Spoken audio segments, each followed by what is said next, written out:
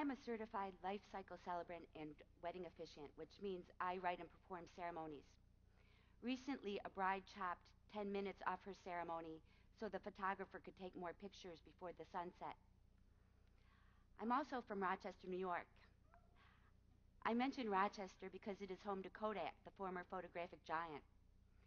After George Eastman invented the camera and processed film in the 1800s, the company then needed to invent a use for it. Yeah, I'm talking about the camera. So their first advertising campaign had the slogan, "Prove it with a Kodak." The idea was that without a photograph, the experience was not as authentic. Kodak, and by extension, the photograph, became the arbiter of reality. Thus was born the Kodak moment, the memories of our lives. And Kodak did a fine job of this because that advertising concept is now firmly embedded in our psyches.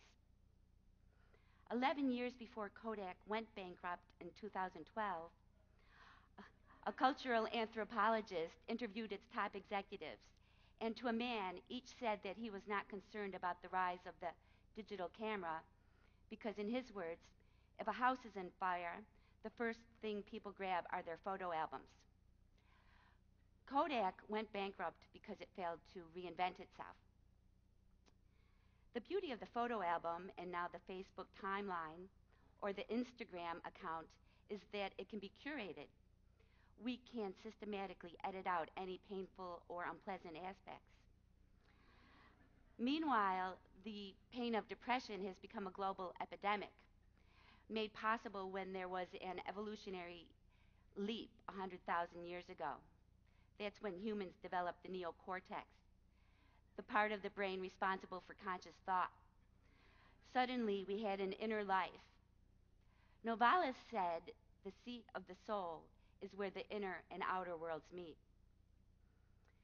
Ceremony marks and honors this liminal place where inner meets outer, mental meets physical, dreaming meets waking.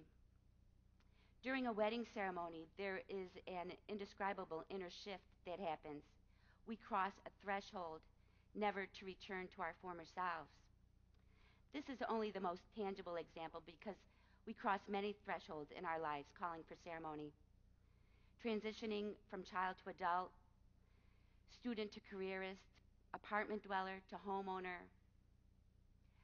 single to married, perhaps along the way becoming unemployed, divorced, retired, or more cheerfully becoming parents or going into remission. Ceremony is a means of initiation for crossing these thresholds, for purifying our minds. It uses symbols such as poetry, music, dance, and fire as a metaphor for purification.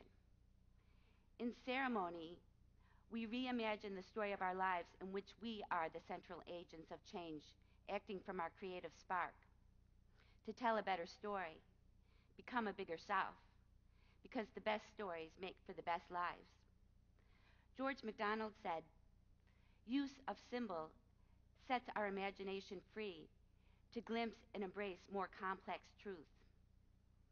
Ceremony is a celebration of ourselves as mythic heroes on the adventure of being alive. And by celebration, I mean to imply having witnesses to ceremony, family and friends. Why the need for witnesses? Because it is other human beings that make our lives real. It's community that makes our shared experiences authentic. So the metaphorical question is, because ceremony uses metaphor to express the inexpressible beyond words, the metaphorical question is, are we willing to reinvent ourselves? Are we willing to leave our photo albums or pictorial timelines in a burning house if it means allowing us to move to a place beyond memory, into an uncertain future, but one that promises much? A beautiful ceremony holds the power to help us do that.